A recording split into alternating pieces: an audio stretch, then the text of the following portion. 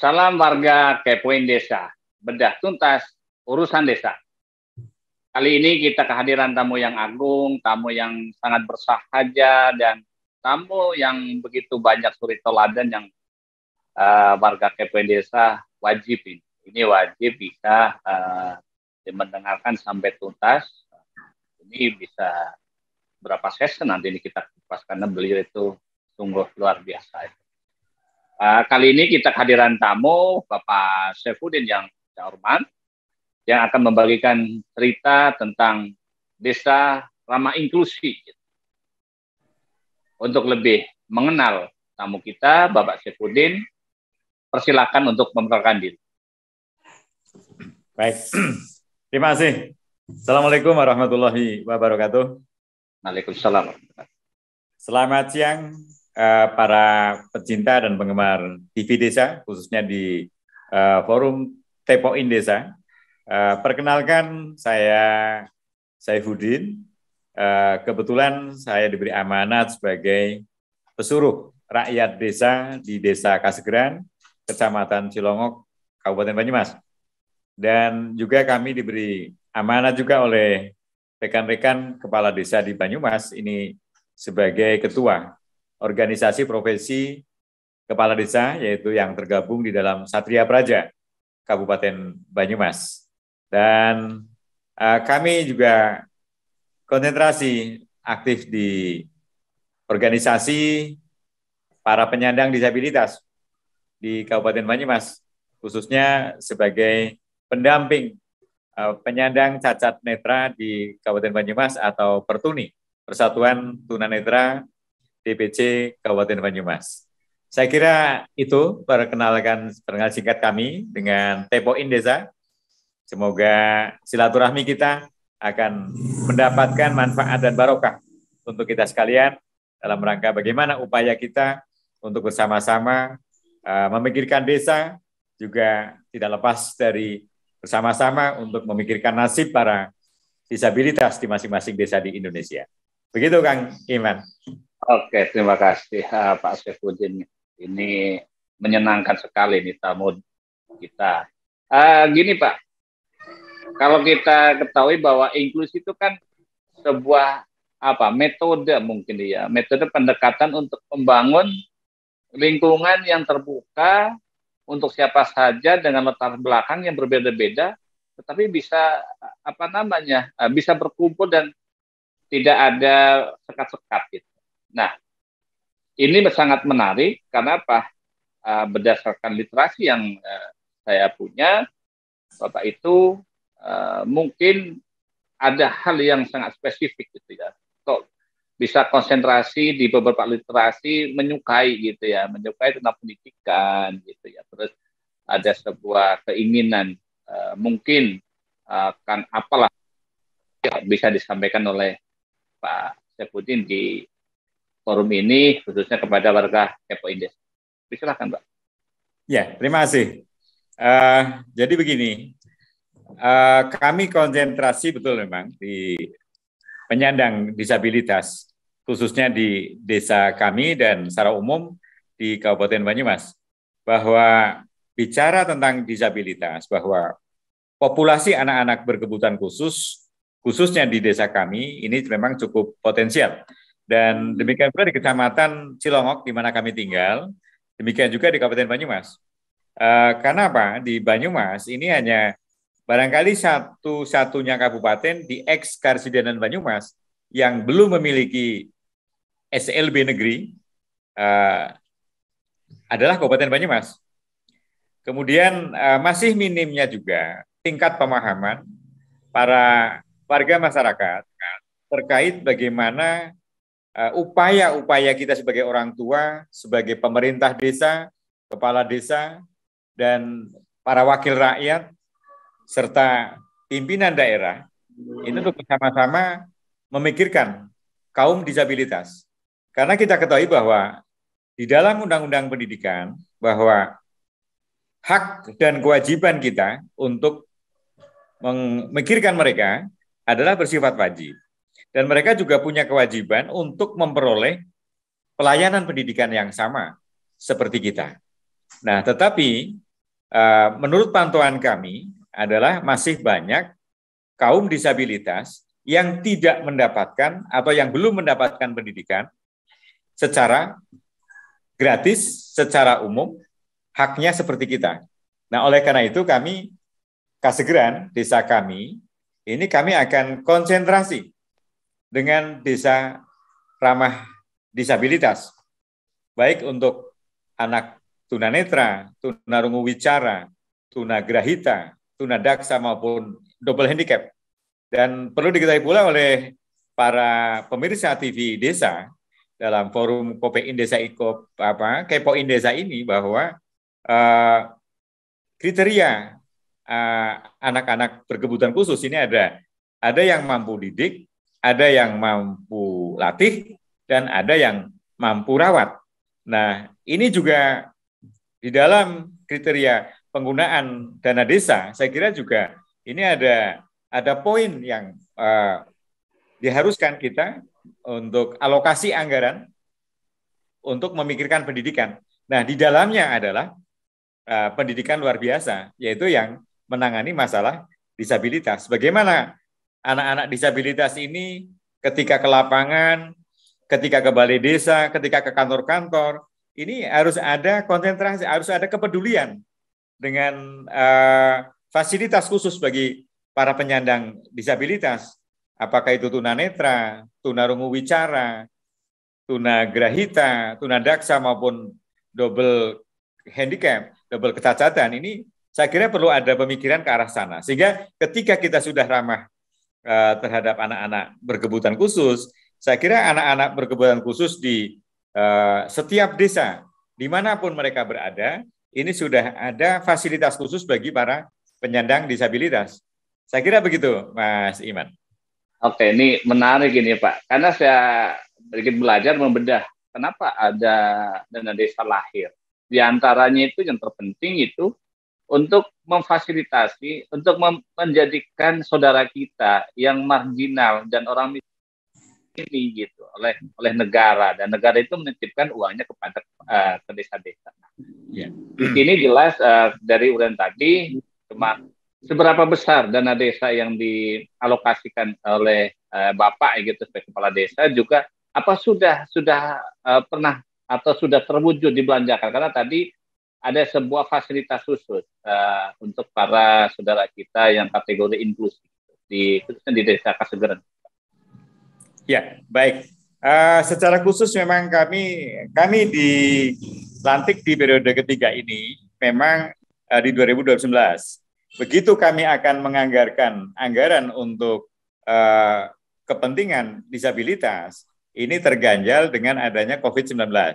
Sehingga konsentrasi desa adalah untuk BLT, untuk ketahanan pangan, dan untuk penanganan COVID-19.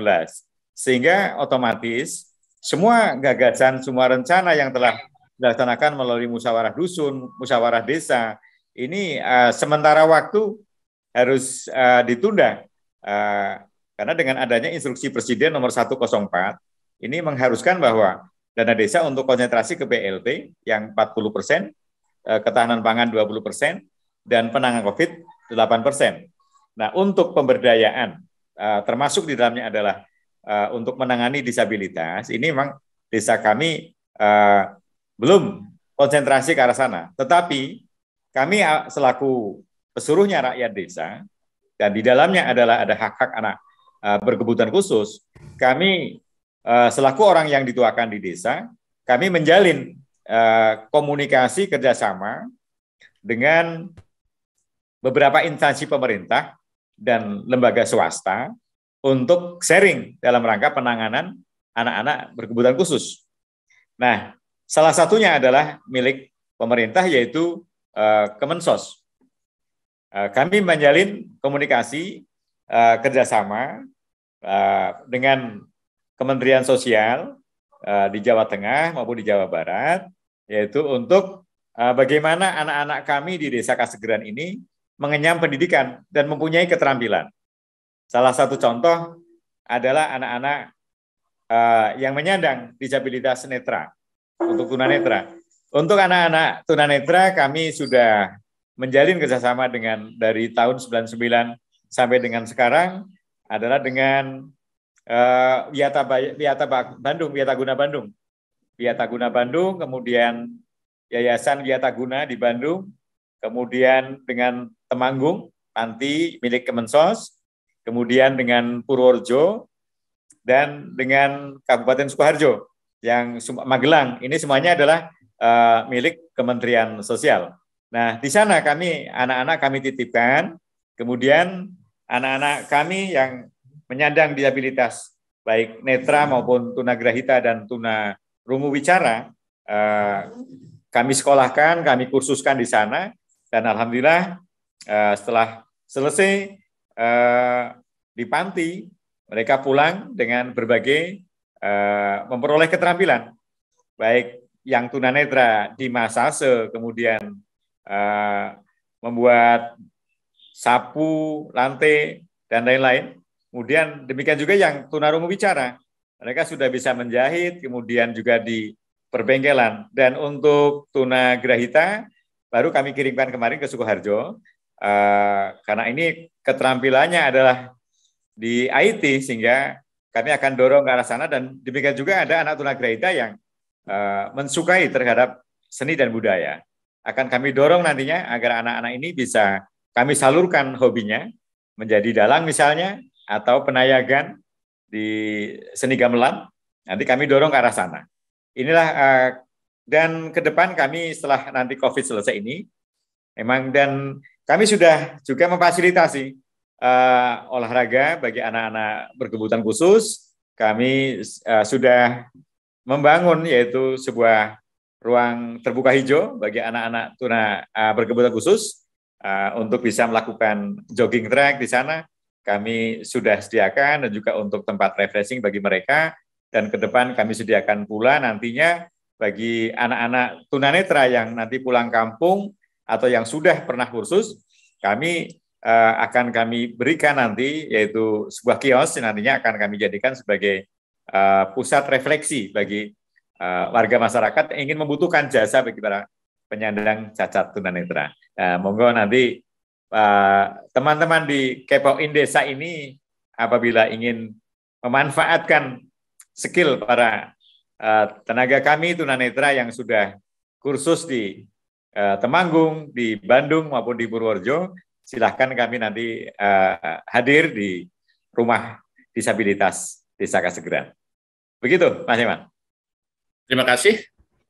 Tentunya apa yang tadi disampaikan ini menarik, karena beliau Pak Saifuddin telah menganggarkan bahkan di masa-masa COVID aja bisa memberikan solusi kepada warganya yang inklusi gitu.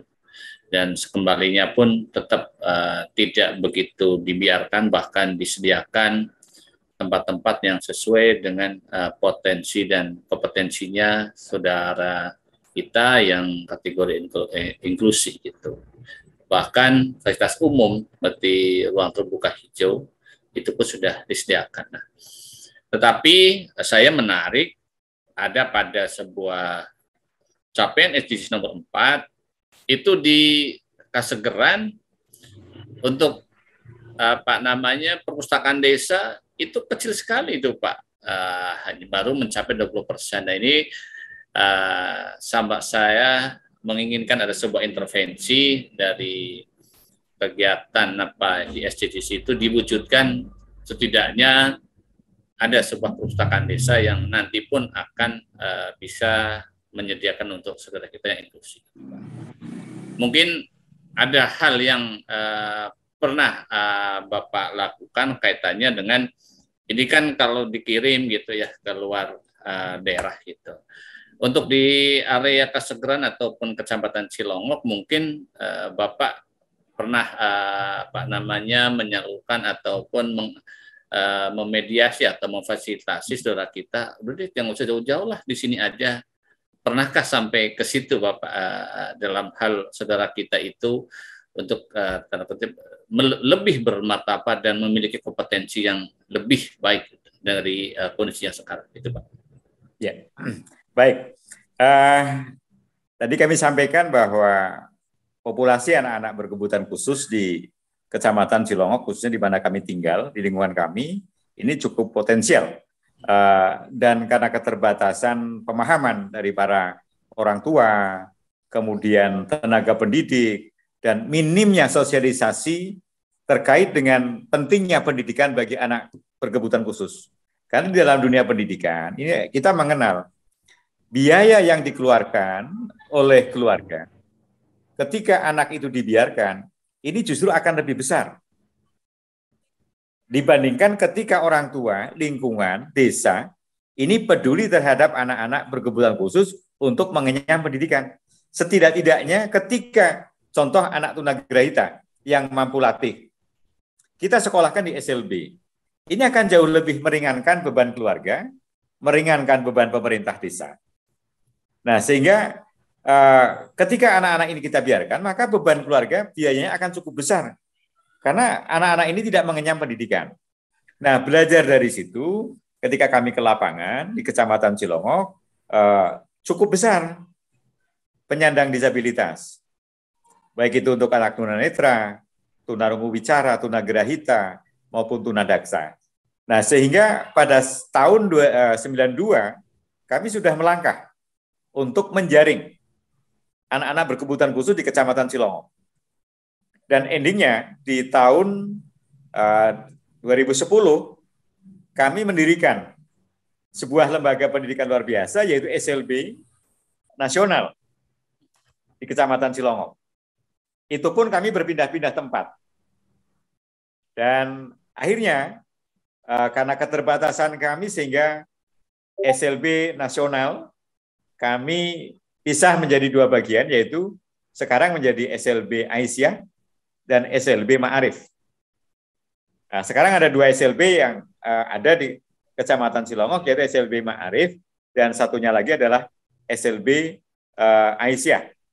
Dan guru-gurunya, ini justru yang menarik adalah bukan berlatar belakang pendidikan luar biasa. Dan tenaga pendidik ini kami kursuskan. Misalnya untuk SLB Ma'arif ini, yang sekarang ada, ini sudah mendidik anak-anak kelas dasar, nanti sampai ke kelas lanjutan tingkat pertama, lanjutan tingkat atas. Harapan kami adalah anak-anak itu bisa hidup mandiri, mengenal diri sendiri, dan merawat diri sendiri. Dan guru-gurunya kami kursuskan di SLB Muntilan Magelang. Dan alhamdulillah, walaupun bukan latar belakang PLB, tetapi mereka sudah bisa mengajar di SLB dengan baik. Dan kami pantau juga outputnya adalah juga luar biasa, sama dengan berlatar belakang S1 PLB. Nah, ini yang kami sangat mengembirakan, sehingga Mas Iman, kami dirikan SLB ini adalah untuk memberikan kesempatan layanan pendidikan bagi para penyandang disabilitas yang ada khususnya di Kecamatan Cilongok. Begitu, Mas Iman? Saya nggak bisa bicara apa-apa. Ini perlu ada tindak lanjut ini sesi berikutnya, kan ini begini Pak Saifuddin. Yang saya tangkap ada sebuah pembanding, artinya di lapangan seperti apa gitu. Mungkin suatu saat saya sebagai diri Kepen Desa, mohon untuk suatu saat saya diizinkan untuk bisa meliput kegiatan belajar mengajar bagi saudara kita yang inklusi itu. Baik. Baik. Iya. Dan ini Pak, ini tentunya kalau saya merujuk pada sebuah pelaksanaan pembangunan, itu tentunya tidak lepas dari pentaheliknya, Pak. Di sini ada government-nya itu dari pusat, dari provinsi, kabupaten, pemerintah desa. Kelompok masyarakat sudah hadir. Itu adanya Pertuni gitu ya. Terus media sudah hadir. Terus tentang swasta sudah bisa mewakili, dan ternyata saudara kita itu bisa mengenyam pendidikan sesuai dengan khasannya kondisinya saudara kita. Dan di sini bagaimana peran dari pemerintah daerah? Tadi disampaikan adalah satu-satunya di ex-Kasidenan Banyumas itu belum ada sekolah luar biasa yang milik pemerintah negeri. Tentunya ini akan agak-agak sulit gitu ya bagi warga masyarakat kita yang berkebutuhan khusus. Karena satu hal Pak, ya saya terjun di masyarakat itu, kalau ada saudara ataupun anaknya itu berkebutuhan khusus, itu seakan-akan itu menyembunyikan. Dan ini juga kami warga Kepoin desa itu kasih tahu Pak itu biar efeknya di kesegeran itu bisa menjadikan virus terbaik bagi warga Kepoin desa. Ya. Silakan Pak. Ya, baik. Jadi harapan kami ke pemerintah daerah Kabupaten Banyumas melalui para wakil-wakil agar di Kabupaten Banyumas ini didirikan lembaga pendidikan negeri, yaitu SLB negeri di Kabupaten Banyumas. Karena ketika anak-anak berkebutuhan khusus di wilayah, kemudian tidak ada asrama, ini satu akan merepotkan keluarga. Dan yang kedua, latar belakang ekonomi rata-rata bagi para penyandang disabilitas ini memang rata-rata dari kaum tidak mampu. Sehingga ini ada butuh asrama. Dan asrama ini satu-satunya harapan kami adalah dibangun oleh pemerintah. Oleh karena itu, Pak Bupati, Pak Wakil Bupati, para wakil rakyat kami yang di daerah maupun di tingkat pusat, ini perjuangkan hak-hak daripada anak-anak berkebutuhan khusus di Kabupaten Banyumas. Sehingga ketika nanti Banyumas telah memiliki SLB negeri di Banyumas, setidaknya ini akan sangat meringankan beban orang tua dan akan memudahkan anak-anak berkebutuhan khusus untuk sekolah di SLB milik pemerintah. Ini harapan kami. Kemudian teman-teman desa, para rekan-rekan kepala desa, mohon maaf, marilah kita bersama-sama berjuang untuk memfasilitasi para penyandang disabilitas di masing-masing desa di Kabupaten Banyumas agar terdata secara dini berapa jumlah anak-anak berkebutuhan khusus dari tunanetra, tunarungu wicara, tunagrahita, tunadaksa. Ini ada kriteria yang mampu latih, mampu didik, dan mampu rawat. Ini ada berapa? Ini harus ada data yang konkret sehingga ini akan memudahkan pemerintah nantinya pada saat mendirikan SLB. Kemudian kepada para orang tua yang memiliki anak-anak berkebutuhan khusus, mulai saat ini kami harapkan, kami mengajak agar tidak usah malu-malu untuk menyekolahkan anaknya di SLB. Manfaatkan dulu SLB yang ada. Dan di Banyumas ada SLB swasta, semua swasta. Untuk wilayah timur ada di SLB Kuncukmas. Untuk di wilayah kota ada SLB Kuncukmas di Cikebrok dan Tanjung. Kemudian untuk wilayah barat sudah ada SLB Aisyah. Lokasinya di Banjarsari, Kecamatan Aji Barang. Dan untuk wilayah Purwojati, Kecamatan Kedung Banteng, Karanglewas, Cilongok, sudah ada SLB Ma'arif yang berdomisili di Desa Cilongok. Nanti Mas Iman bisa bersama-sama dengan kami untuk melihat secara langsung bagaimana proses belajar mengajar, bagaimana suka dukanya sebagai tenaga pejuang PLB di wilayah Kabupaten Banyumas. Sehingga harapan kami setelah nanti ini terekam, harapan kami adalah Mas Iman bisa menyampaikan kepada publik, kepada para wakil rakyat, dan juga para bupati dan wakil bupati, ini untuk bisa memikirkan terkait dengan masalah pendirian SLB negeri di Kabupaten Banyumas. Begitu, Mas Iman? Terima kasih, Pak. Ini sebuah amanat yang saya senang tuh, Pak. Ini PR saya yang harus saya jawab, apalagi saya sebagai generasi muda yang memperjuangkan saudara kita gitu ya. Dan insya Allah Pak akan saya tindak lanjuti apa yang menjadi amanat dari Pak Saifuddin itu. Terima kasih. Oke. Terus berikutnya gini Pak, Gimana? ini kan tadi gitu ya disampaikan gitu ya, saudara-saudara kita yang mengajar itu sudah seperti mereka mengenyam pendidikan yang luar biasa lah saya anggap itu. Nah ini operasional ini kan perlu harus dukungan full time gitu loh Pak. Ini apakah ada pihak filantropi yang ikut terlibat seperti itu, atau memang oleh pemerintah desa di sekitar itu juga mengalokasikan untuk saudara kita yang bersekolah di sekolah SLB. Karena tadi saya sampaikan bahwa dana desa itu adalah menjadi bagian haknya saudara kita yang marginal dari kaum disabilitas. Terima kasih, Pak.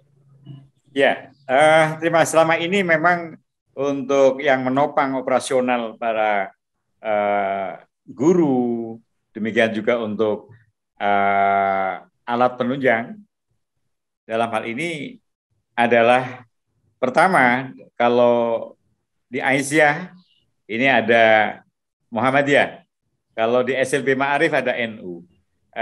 Sebagian itu memang ada anggaran dari LP Ma'arif maupun dari Muhammadiyah.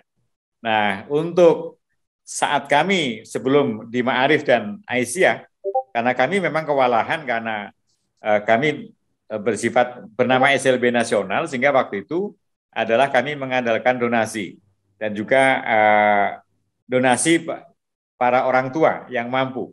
Bagi yang tidak mampu, memang waktu itu kami gratiskan untuk menyekolahkan anaknya. Tetapi ketika kami kewalahan, sehingga SLB ini kami serahkan kepada lembaga Ma'arif dan juga kepada Muhammadiyah, dalam ini adalah Aisyah. Itu sehingga makanya kami mendorong pada pemerintah daerah agar hadir SLB negeri di wilayah Kabupaten Banyumas. Dan untuk dana desa, kami sedang mengajak kepada rekan-rekan kepala desa di Banyumas ini agar mengalokasikan anggaran untuk alokasi anggaran terkait dengan bagaimana upaya pemerintah desa ini untuk dapat mengentaskan para kaum disabilitas di desanya agar bisa hidup mandiri, tidak merepotkan keluarga, dan ke depan ini mempunyai daya jual kepada publik. Dan juga kami harapkan dunia swasta maupun pemerintah ini agar bisa menampung tenaga-tenaga disabilitas, baik itu untuk tunanetra, tunarungu wicara, tunagrahita yang mampu latih, ini saya kira bisa untuk dimanfaatkan sebagai tenaga pekerja, di mana kantor-kantor ini membuka kesempatan kerja bagi mereka, sehingga mereka tidak termarginalkan. Gitu harapan kami, Ciman. Oke, ini sedikit saya ingin masuk ke dalam ini, Pak. Sebetulnya dari kegiatan pendidikan bagi saudara kita yang inklusi, itu apakah seperti pendidikan saudara kita yang yang ya sempurna lah gitu Pak. Karena kan beliau-beliau itu kan namanya pendidikan ada jenjangnya, ada evaluasi tahap belajar. Nanti setelah selesai itu katanya tadi disampaikan menjadi mandiri, tidak merepotkan lingkungan ataupun keluarga. Mungkin dari sini di warga Kepoin Desa, apalagi ini khususnya bagi teman-teman tenaga pendamping profesional yang begitu dekat dengan desa, mengawal dana desa, ini ayolah wujudkan hak saudara kita. Begitu Pak. Ya, terima kasih. Begini, bicara terkait dengan pendidikan inklusif, ini memang harus selektif sekali. Karena ketika anak-anak berkebutuhan khusus masuk di kelas umum, ini yang dinamakan program pemerintah dengan program kelas inklusif, sekolah inklusif.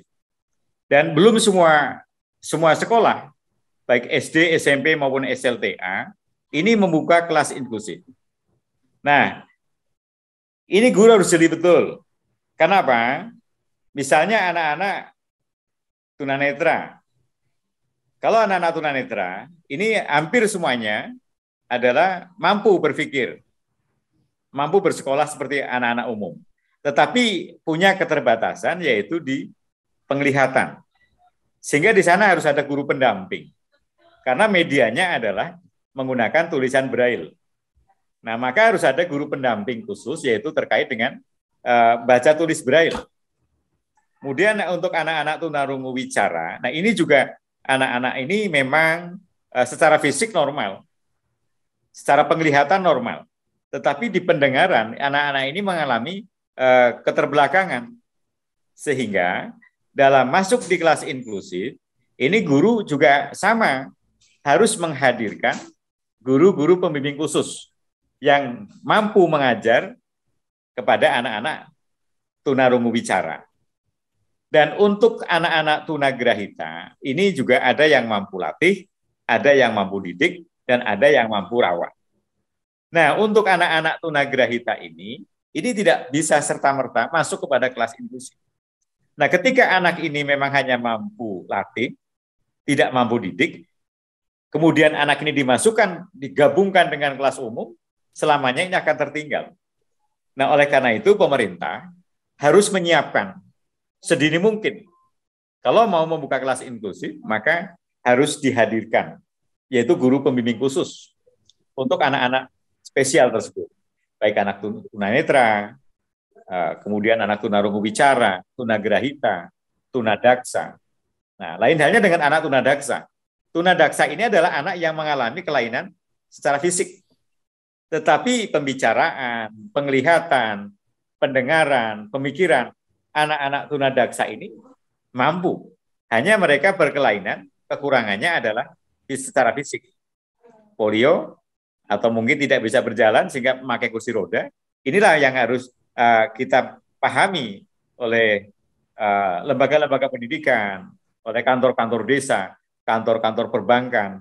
Ini harus ada sikap toleransi terhadap mereka. Sehingga ketika mereka datang ke bank, mereka datang ke sekolah, ini ada layanan khusus. Demikian juga di kendaraan. Nah, harap kami setelah nanti ada desa disabilitas, juga ada kecamatan ramah disabilitas, sampai dengan tingkat kabupaten ramah disabilitas. Ini. Sehingga penganggaran dari APBD kabupaten, kemudian APBD desa, ini semuanya bisa sinkron. Nah, tinggal bagaimana pemerintah daerah membuat sebuah regulasi. Sampai ke tingkat desa nanti ada peraturan desa terkait dengan penanganan khusus bagi anak-anak berkebutuhan khusus. Begitu, Mas Iman. Ini lengkap sekali nih Pak, yang akan disajikan, ada sebuah rencana dan udah ada yang jalan dan selalu dievaluasi untuk menjadi sebuah kesempurnaan. Kami warga KPN Desa sangat berterima kasih ke Bapak atas cerita, atas berbagi share keilmuan bahwa saudara kita itu sebetulnya ya betul-betul istimewa dan memang istimewa gitu. Karena apa istimewa? Ternyata ada kategori atau karakter atas kekurangannya, ternyata kitalah yang harus bersabar. Tanggung jawab kita menjadi bagian sebuah sistem bahwa saudara kita memiliki hak yang sama, memiliki kesetaraan yang sama. Maka dengan hadirnya Pak Saifuddin dalam sebagai desa yang ramah inklusi, saya yakin akan ada virus-virus yang lain kesegeran di seluruh Indonesia khususnya. Dan bagi kami di Banyumas menjadi istimewa. Ternyata sudah begitu jauh pemerintah melindungi, merawat saudara kita, tetapi itu pun belum cukup. Maka warga KPN Desa, mari kita bersama-sama memberdayakan, mengupayakan menjadi satu kesatuan bahwa saudara kita itu yang inklusi adalah bagian dari diri kita yang tidak bisa terpisahkan. Untuk warga KPN Desa mengucapkan terima kasih Pak Saifuddin. Insya Allah di season yang lain kami akan bersilaturahmi warga KPN Desa ke Desa Kesegeran, karena Di Desa Kesegeran sedikit saya buka literasinya adalah merupakan desa YouTuber gitu ya. Desa 1000 YouTuber. Di situ apa aja bisa menghasilkan it's money lah. Ini kan tentunya warga kita yang inklusi pasti ada yang terlibat ke situ, dan itu yang belum kita bedah. Itu saja Pak Saifuddin. Terima kasih atas kehadirannya di acara Kebun Desa. Kami warga Kebun Desa mengucapkan terima kasih dan tidak ada hal lain yang bisa kami sampaikan. Salam warga Kebun Desa, bedah tuntas urusan desa. Amin.